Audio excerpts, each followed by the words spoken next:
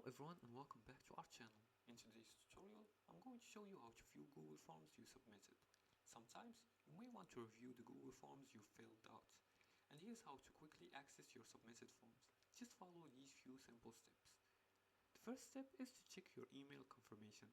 Now in the form creator, enable send respondents a copy and check your inbox. For example, I'm gonna log into my Google Forms account by going to workspace.google.products/form, and I'm gonna use my Google account credentials to log in.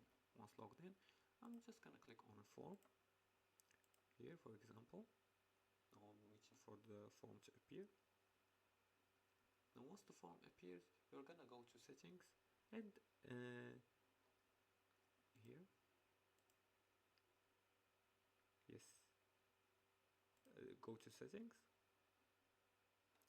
and then go to responses, and here you can send responders a copy of their response like you see here. You can check if it's off. You can turn it on again always like this,